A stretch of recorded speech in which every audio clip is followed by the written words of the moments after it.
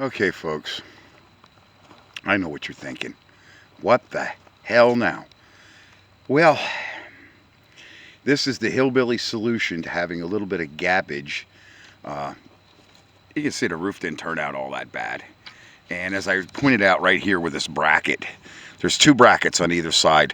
They're the hinge supports for the sunroof.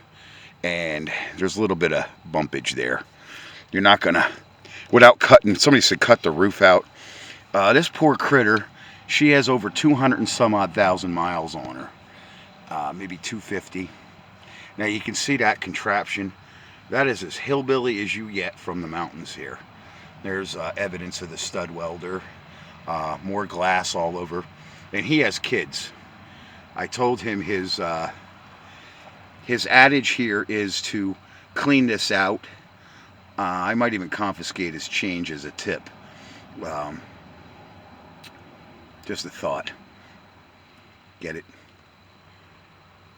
So, basically, that is how the Subaru turned out. We still got some bumpage and bangage that is living up here. And then I'll give you folks my thoughts. Okay? This time of year, besides having to, we're going to have a massive cleanup over the holiday here, so I don't want to hear anything. This place did get out of hand. It'll get back under control. My one girlfriend, she has leave. She wants to come up here. She was from the desert area, so she loves the mountains. But we'll go over things. Let me tell you about deer in the Northeast here.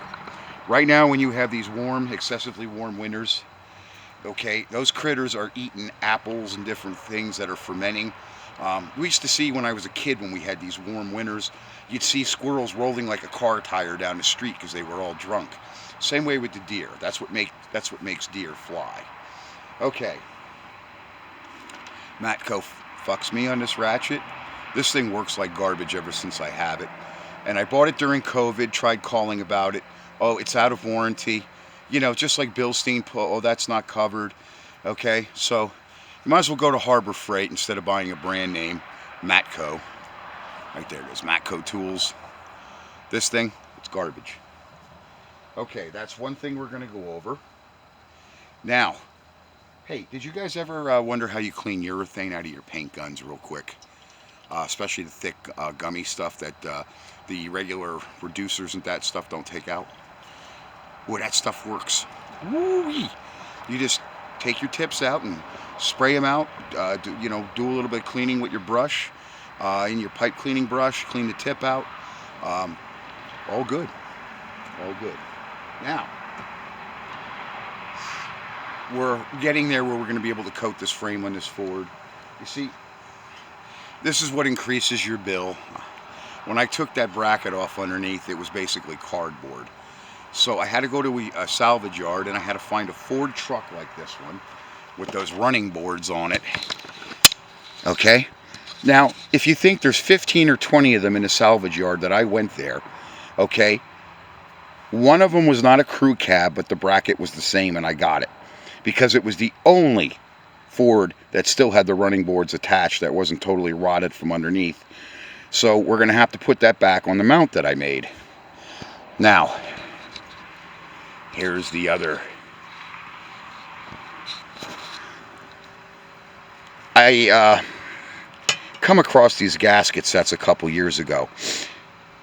I'm probably going to end up sending it back. Number one, the valve cover gaskets never fit the valve cover.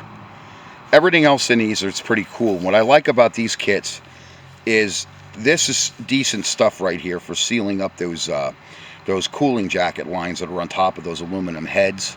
And they actually send you a decent valve guide seal. But the other thing I don't like about these kits, notice what's missing here is those clips. Okay, basically I use this piece of stranded wire if I'm going to use these, and I glue them in place.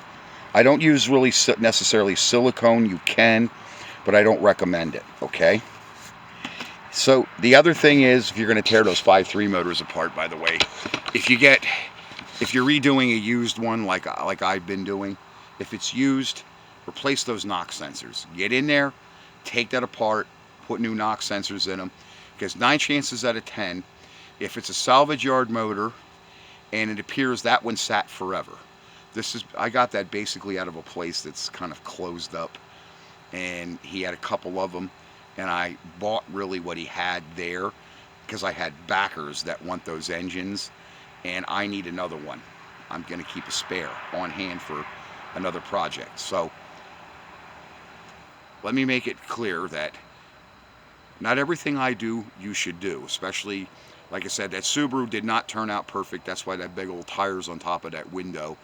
But it's really hard to straighten something out that's that bent up. And if you go overboard, then you make yourself another problem. You're not always going to be exactly right, but that will make the windows seal. Now, since they did that so late, they came late in the day, they were considerate and let the clear coat and the paint dry and stuff that I put on it. So there was nothing affecting the clear coat. They did a perfect job when they came, except that my job was not so perfect. But you're going to have that, like I said, and that car is not worth reconstructing it. I told him if he's going to do anything with it, put it in the garage, get rust panels, get fenders, whatever's rusted out, whatever's broke, and then you get a rebuilt motor before you paint it and put it all back together.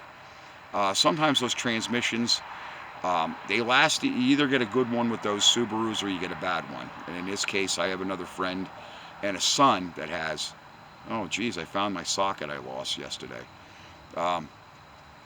Eyesight. So anyway, you either get a good one or a bad one, but that's the way you do it. And watch these deer up here because, like I said, they are nuts when it's a warm winter, and the rut lasts a long time because they're running between the houses and stuff like that here, causing car accidents, cars to spin out. They're just slow down this time of year. That's all my best advice. You want to drive like you got a firecracker between your butt cheeks, that's all up to you. You do that up here, 9 chances out of 10, you're going to be like old Slippers was there and try to have this deer sit in your lap after it comes through the windshield. He was one lucky son of a gun that deer didn't really screw him up. We had a lady not too long ago up the street here. She was actually pinned inside of her car because the front legs and the head were through the windshield, and the tail of the deer was wrapped around the door or the back.